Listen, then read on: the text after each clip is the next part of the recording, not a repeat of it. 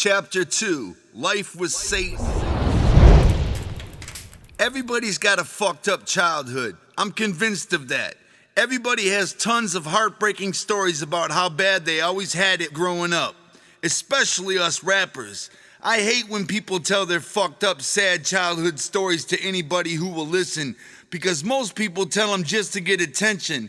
It's almost like they're trying to get props for it or something. Well, fuck that. I ain't trying to do nothing but be real. I'm telling my fucked up stories in this book only cause they happen to me, and they are a part of my history. They got me here today. I ain't trying to get any extra special props for what happened to me growing up or trying to get any extra special attention. The only reason I'm mentioning this shit is cause it's what happened to me and it's true. So here it goes. Life is like a long-ass road. Not all the places my road has taken me have been the shit. There have been many roadblocks and ambushes along the way so far. When I was probably 6 years old, my mom finally remarried. I never understood why, but our new stepfather would be a 50-year-old rich but ugly as hell bastard by the name of Lester Wohl. That's right, he was actually a member of the dreaded Wohl family.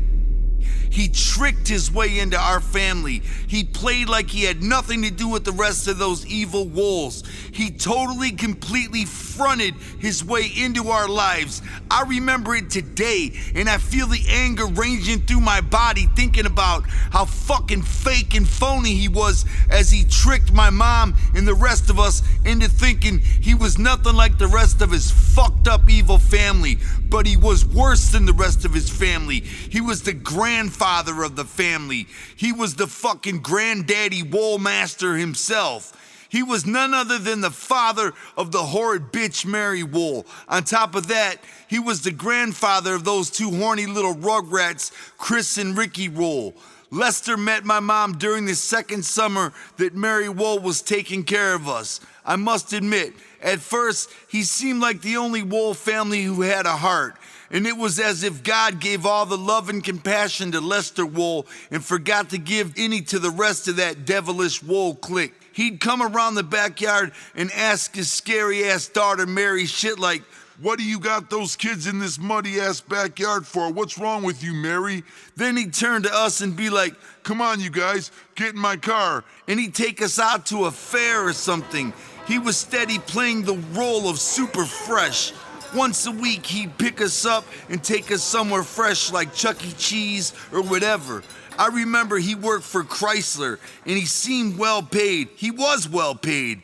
He had a big, rich-ass Chrysler car with power windows, so he must have been rich. My mom was at a really bad point in her life, and Lester played the savior by hooking us up with groceries and all kinds of shit, trying to make us think he was the superhero we needed.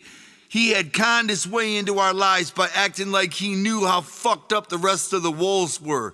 Anybody out there who's ever had a new stepdad trying to work his way into the family knows exactly what I'm talking about. Mr. fucking nice guy until he gets his way in.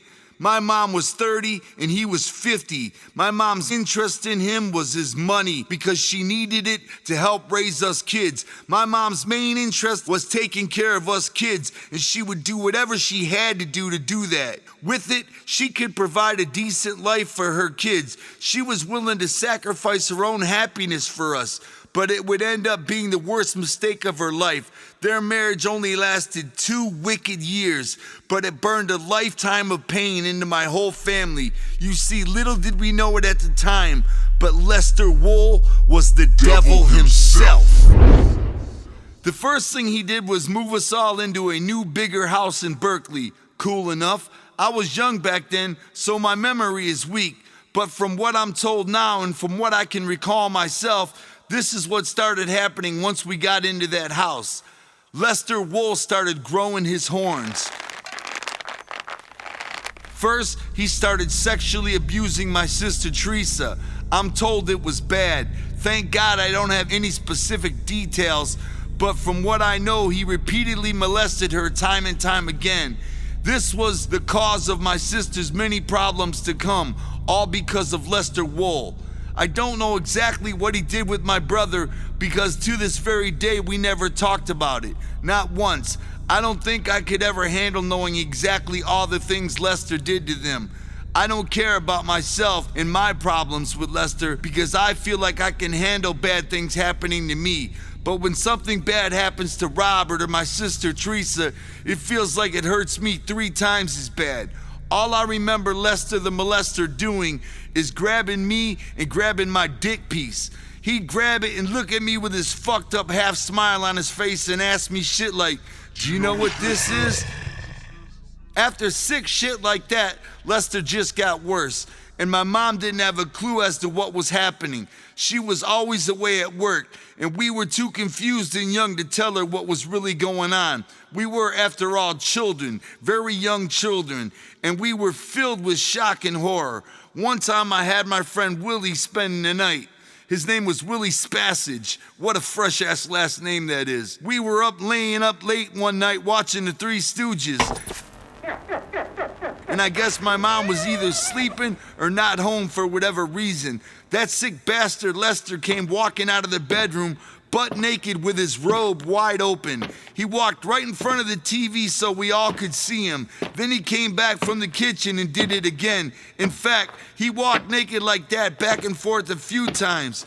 I was speechless. I remember being so fucking embarrassed. I didn't know what to say to Willie. I never even looked at him. I just pretended I was suddenly asleep. We both just laid there on the floor, fake sleeping for the rest of the night. That's one of the worst memories I have. The worst thing I remember Lester doing in that house was kicking our dog Duke. He would just run up and fucking kick Duke for nothing at all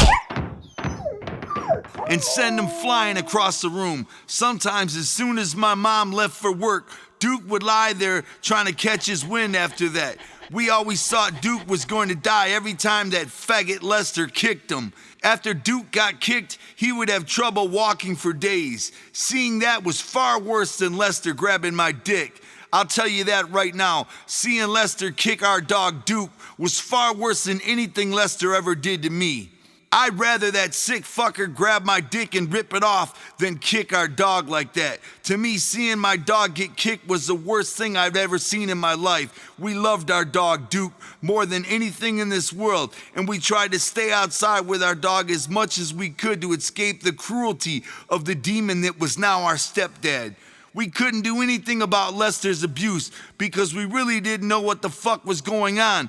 It was just beyond our understanding, or at least mine. They say that people who molest their kids were molested themselves. I can't ever fathom that, molesting a kid. To this day, I'm a fucking 43-year-old man, and I don't have any idea how the fuck he found enjoyment in any of that. My sister Teresa got it from him really bad for years, and I think my brother Rob may have gotten it worse than me. But I'll go to my grave before I want to know what happened to them in detail. As close as we are, we just don't talk about it. And we probably never will. We hopefully never will. I dread the day if we ever do. I was so young, that famous molester technique of him saying, "You better not tell your mom," actually worked on me. I never told my mom. My sister, being the oldest, was, thank God, the first one to break the stale silence, and she told my mom.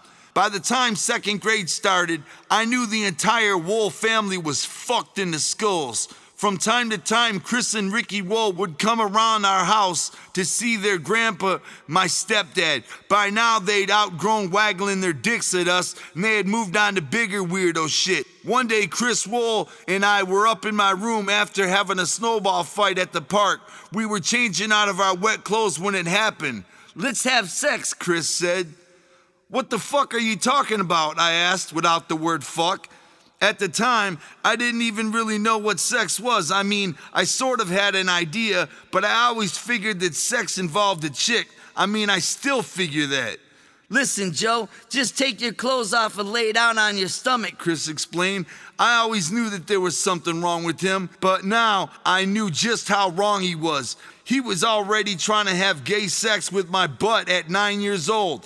I have no problem with gay people, but having gay sex at 9 years old? Come on, man, please. Buttholes just aren't ready for that shit yet. Even at 7 years old myself, I already knew my butthole would never be ready for that shit ever. "No," I said. "No, hell no. We don't gotta kiss or nothing like that, he pleaded. Me and Ricky do this all the time. Just lay down on the bed and I'll do the rest. That was it. I freaked out. I got dressed and ran out of the room. I found my brother downstairs and I told him what Chris Wool had just said. Without a word, Rob walked right up to Chris Wool. You have got to get out of here right now. Rob, being a lot taller, could have easily kicked his ass. And that was it. Chris and his younger brother, Ricky, left. Thankfully, as fate would have it, that was the last time we ever saw Chris or Ricky Wool again. I mean, we'd see them time to time, but we never spoke to them again. I wonder where they are now. They're probably all grown up and married right now, terrorizing some innocent family the same way their grandfather, Lester the Molester, terrorized ours. Now that I'm a grown-ass, old-ass man, things are much different. If I ever run into Lester Wool's tired frame again, I'll kill it. Don't get me wrong, I'll do my best to get away with it too. I ain't that stupid. A life sentence would suck right about now. But I will flat out kill his ancient old ass. Believe me, I'll simply sneak up to him, probably in his wheelchair, and take my 2 fingers and pinch his windpipe shut and stare him in the eyes as he slowly dies. I yelled that ever since I was old enough to know what murder was. My brother Rob screams the exact same thing. We ain't looking for Lester Wool. We ain't trying to track him down or anything, but if fate has it someday that we happen to cross paths with Lester Wool again, he's a dead-ass motherfucker. I'll simply follow him home and end his evil life. I'm hoping I'd see him somewhere walking up a staircase or something. Imagine how easily it would be. He's got to be older than Moses by now, so I'll just give him a little sweater tuggy tug and watch him roll down the steps backwards, crumbling and dying, until finally cracking his head open on the floor. It would look so accidental that nobody would ever suspect a thing. I know Lester Wool is headed to hell when he dies anyway. I just wouldn't mind if that process was sped up some. I know he's been on Satan's VIP guest list for years. He's probably got a luxury suite complete with acid bath water, a king-size bed of nails waiting on his ass, not to mention 24-hour room service, only hell's favorite dish to enjoy, fresh, hot, severed human ass with a fork stuck in it. Back to my story and how Lester's reign of terror finally ended in our household at least. One late afternoon, I was at my friend Willie's house, the same Willie who watched the Naked Nut Three Stooges special with me, and Rob came bursting into the bedroom to get me. Joe's gotta come home right now, Rob explained to his mom. Willie and I dropped our Legos. What? Why? What's going on? I asked. Then Rob said the freshest words I've ever heard. Mom and Lester are getting a divorce. Rob and I ran all the 4 blocks home, happy as fuck. We jumped up and down the whole way. We could hear crashes and smashing coming from our house all the way down the block. When we burst into our front door, my mom was bawling her eyes out and throwing dishes at Lester, who was standing there looking like Uncle Fester. As all hell came crashing down around him, with shit smashing all on the walls behind him, he just slowly made his way into the bedroom to pack. My mom didn't stop there though. Even with him locked in the bedroom, she proceeded to break everything he ever bought for the house. The Richie-style lamps, the pictures, all that fancy faggot Chrysler money shit he added into our lives. Everything. It was crazy as hell. I remember that night like I remember right now. My brother and I were cheering her on. This is the craziest part. We were actually jumping up and down on the couch while all this was happening. My mom could see how happy we were, and it just made her cry more. She knew how much we hated that asshole. She felt so bad about bringing him into our lives. She wanted him dead. We were so happy. We started grabbing dishes ourselves and throwing them with my mom. Even in her state of panic, she wasn't having that shit though. After 10 minutes or so, Lester the Molester came out with his suitcase and limped out the door. He jumped into his big-ass, hoe-ass Chrysler and drove the fuck off. Who knows where he went? Who cares? For all I know, he drove his big-ass power window Richie car right the fuck back to hell where he came from. Ever since then, I've always hated Chryslers, and I still do. Fuck Chryslers. Here's how it all went down. I guess earlier that day, when my mom came home from work, she found a note written by my sister, Teresa. The note told it all, everything. My mom was finally hearing the truth about her evil husband for the very first time. The note told in detail of all the molesting, the physical abuse, the beatings on our dogs and us, and the sickness, all that had been going on for the last 2 years. The note also informed my mom that because of all of this, my sister had run away. According to the note, she was never coming back. I don't have any idea what went through my mom's mind during those 2 hours she was home before Lester got home from work, but I'm guessing it was the longest 2 hours of her life. My brother came home before Lester did. He said my mom looked like she was in shock, like the devil was standing there and had her in a chokehold. He said she was just blank-faced and breathless.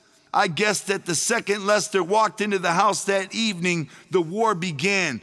That's when my brother came and got me. Lester knew he had been caught. He was busted. The cat was finally out of the bag. My mom finally knew that he was nothing but a faggot-ass, abusive dick sucker in need of a bullet in his forehead. When Lester Wool walked out that day, we would never see him again, just like the other Wools, Chris and Ricky and Mary. That was it. The real nightmare was finally over, but the dream nightmares would of course continue for some time. My mom put us all into family counseling to help us with the stress of the abuse that we endured, and it helped my brother and I to some degree, I guess. My sister, however, was affected the worst of all, and her memories are probably to blame for her mental problems as she got older. All my mom did during Teresa's teenage years was chase after her. My mom would find her somewhere and bring her back home. Weeks later, she would just run away again, over and over. Teresa eventually got heavy into all kinds of problems and all kinds of crazy shit. During the time after the divorce, my mom constantly asked my brother and I questions about what that asshole Lester had done to us. She was both angry with us and sad that we never told her about any of it. She knew that Lester's terror hadn't affected Rob and I as bad as it fucked up our sister. Teresa straight up went insane from it all. That took up most of my mom's time. She spent day after day, week after week, year after year dealing with my fucking sister's insanity. All this time, Rob and I grew closer and closer. We both sat and watched my mom cry and grow crazy from what my sister was putting her through. There were so many stories of my sister's struggle, but all of them are bad, and none of them are really worth mentioning here. With the old pig gone, once again we had to move because his income went with him, and we were back to being dirt-ass poor. My mom quickly found a cheap top-floor, dirty-ass, rusty roof duplex apartment in Berkeley. She had no other choice but to take it. The only problem was the crabby landlady didn't allow pets. My mom talked it over with us and ran an ad in the paper to give Duke away, but I still couldn't comprehend what was about to happen. Then one day, she sent me and my brother to the store for some shit, and when we came back, our dog Duke was being loaded into a van by a lady with a bunch of kids. Duke seen us coming and started to bark and cry as they put him inside. Rob and I ran as fast as we could, dropping our shit and everything. As the van drove away, Duke barked at us from the back window of the van, and then the van turned the corner and Duke was out of our lives forever, our best friend. It was the worst day of my life, and I was mad at my mom for a long time after that. Even to this day, I haven't fully forgiven her for that one. My brother Rob was hurt even worse than I was. I didn't write anything in this book about how fresh of a dog Duke was because I didn't think y'all would be interested. But he was by far the freshest dog I'd ever known, and we loved him so much as one can possibly love another. Later, the neighbors who lived underneath us got a little faggot-ass poodle dog, and since they were friends with the landlady, she made an explanation to the rules and let them keep the dog, even though we had to give Duke away. I ain't gonna lie to you. Shortly after that, when our landlady had a heart attack and was in the hospital for a couple weeks, I felt a secret satisfaction. Yes, I did. It was just her bad karma, I guess. Our new home was like the fucking front lines in the war between my sister and my mom. As for Rob and I, as we got older, all we ever did was explore any forest we could find. My brother was getting more and more into role-playing games like Dungeons and Dragons, Car Wars, Boot Hill, Gamma World, Toon, and all them fantasy dice games. As for me, I was loving ninja movies and just getting into pro wrestling. I guess anything outside of reality was fine with us because for those years, reality more than just sucked at our house. Teresa continued her endless spree of trouble over the next 5 years. She was constantly in and out of children's homes, then jails, and then more jails. She was getting caught up with all types of druggy lowlifes who she'd just suddenly show up with and drag into the house. I hate to keep talking about this, but just like this part of the book, the war between my mom and sister went on and on and on. These were absolutely the worst years of my mother's life. I can see it like this. Lester Wool was like the atomic bomb. After the explosion was over, life was like living under the black dust cloud, poisoned by all the radiation. I remember my mom and sister's violent fights at the house, punching, hair pulling, biting, even some good old dish throwing. I absolutely hated every second of it. It was fucking horrible. I swear to God, I fucking hated that shit. The older Rob and I got, the easier it was to deal with. Fantasy kept us happy and busy. Rob and I were out on our own. From the time I was 9 years old on, I was mentally gone. I stayed in a fantasy land and I'm still there, of course. I had a roof over my head and there was some food around sometimes, but we were always gone. Nothing mattered to us ever but adventure and being out of the house. My mom just got so wrapped up in my sister's problems and working 2 or 3 jobs at a time, she didn't even have the time to deal with us much anyway. That's the truth. She loved all 3 of her kids more than life itself, but she could only do what she could only do. Besides, Rob and I were okay without her all the time. We were straight up good kids, not nerdy smart kids with good grades. I just mean we weren't no fucking Mark Walensky's, ghost riding ninjas bikes and shit. I wonder just what makes an asshole an asshole. Some people are just born to be assholes, I guess. Rob and I were always good guys. Rob way more than I was though. Give us a comic book or a D&D game and we were fucking straight. As God is my witness, I didn't say a cuss word once until I was 17 years old. My brother Rob didn't cuss until he was in the army. I really don't know why. We were just the kings of words like frick instead of fuck. We would say shit like mofo instead of motherfucker. Here, I'll give you some of the anti-cussing vocab that we had mastered back in the day. Dick was wang. Fuck was frick. Bitch was witch. Faggot was homo. Shit was she. Cum was skeet and still is. Asshole was whack. I may have dropped out of school at 16, but I didn't cuss till I was 17. By then I had so much cussing built into me that I would start a career cussing by the time I was 19. You'll hear about all that boring dumb shit later. Besides my family having to all move into a Barbie doll toy upper flat apartment after my mom got divorced, we were also dirt poor again. A family of 3, 4 when my sister was around, living off a janitor's income. We all got our clothes from the rummage sales that were held at the church my mom worked at. They would have these big-ass rummage sales once a year. Because my mom worked there and they knew we were poor as hell, they let us have first pick every year. Great. We were privileged scrubs.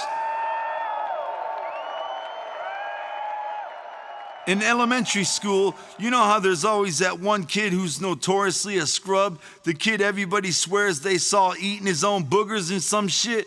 Well, check this out. That was me all day and then some. I never ate my boogers or nothing, but I did worse. When I was in 3rd grade, I had to shit so bad I couldn't hold it. And let's just say my butthole geyser erupted.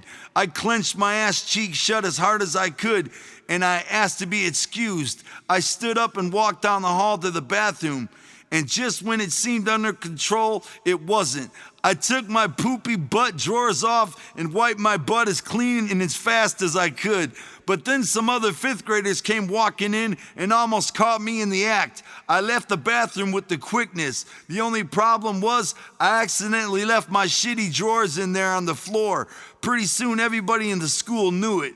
How did they know? I'll tell you how they knew. Because my mom had written my full name on the waistband of my underwear. You see, a few months earlier, my brother and I went to summer camp hosted by the church my mom worked for, and they had everybody write their names on their underwear for camp laundry. Just my Bruce brother luck. Not only did all the other kids know I had dumped in my pants, but they weren't gonna let me forget it. Those ruthless fuckers put my shitty drawers on a stick and chased me around the playground with it. Finally, the teacher stopped them and threw my drawers in a big plastic bag. They called me into the office and told me that if my mom wanted my shitty underwear back, she could come and pick them up before 5:30 that day, or else in the morning. Aw, thanks. And Rob and I were legendary scrubs in Berkeley. We had little to no friends except each other. Bad Luck was our 6-man tag team partner in grade school. Remember how in elementary school all the students would pay $1 every day for hot lunch? If you didn't have $1 that day, it was okay. They would still feed you, but that meant you owed them $2 the next day. Well, at our school, they would actually announce the names of the kids who owed money for hot lunches over the PA system every fucking morning. Every fucking morning, they would give the day's announcements, and too many times it sounded something like this. And lastly, blah, blah, blah owes money for hot lunch. Jim Astley, Timmy Beckford owe money for 2 lunches. These students owe over 3 lunches. Tim Heckle owes for 4 lunches, and Robert Bruce and Joseph Bruce need to stop by the front office this lunch period. It was like the Billboard charts to me. The higher up the list, the more fucked off you were. We were always down in the in trouble last part because we owed so much fucking lunch money at the time. The whole class would turn around and look at me. I fucking hated that. Think of how fucked up that is that the school would actually do that.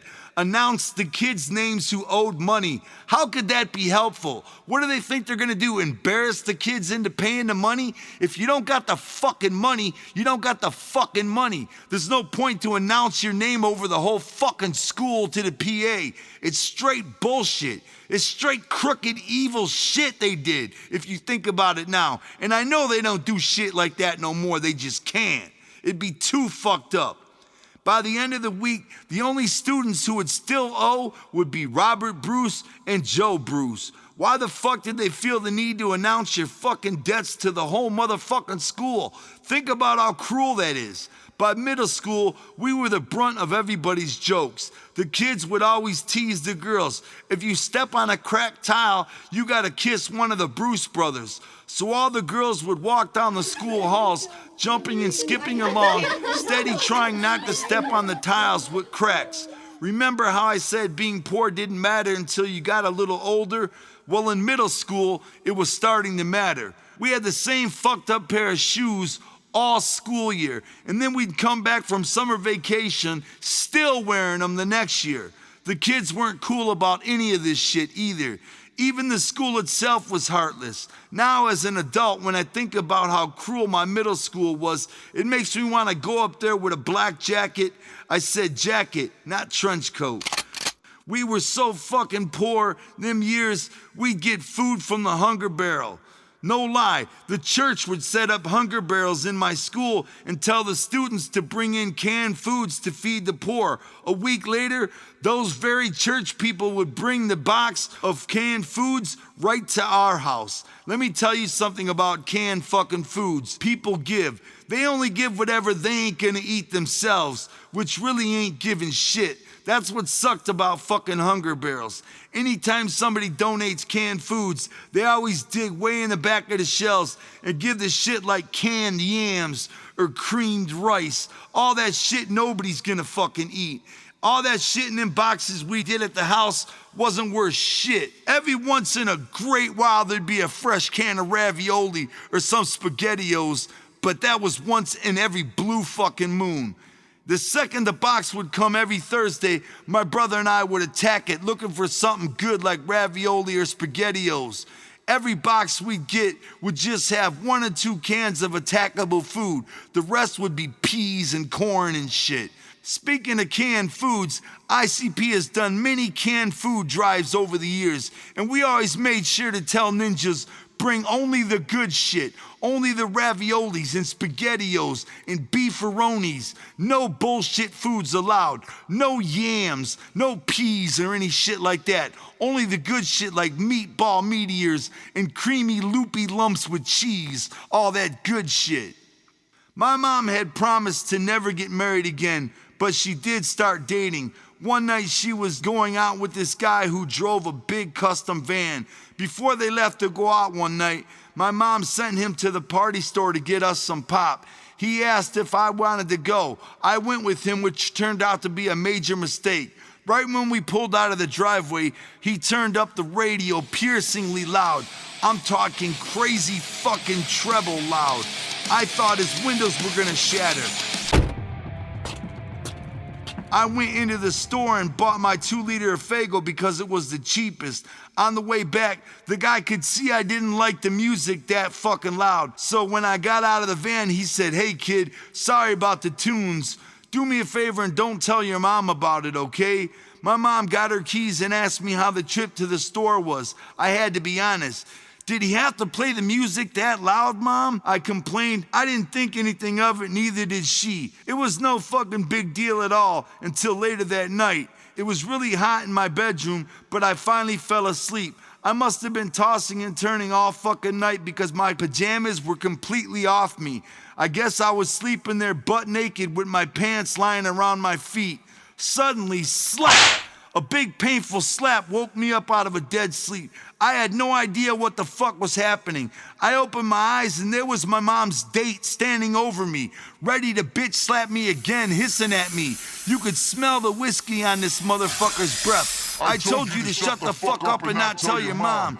Being single with 3 kids and as overweight as my mom was, it was going to be hard for her to find Mr. Right. And this dude was Mr. Wrong and a can of Spam. He straight up slapped the shit out of me naked.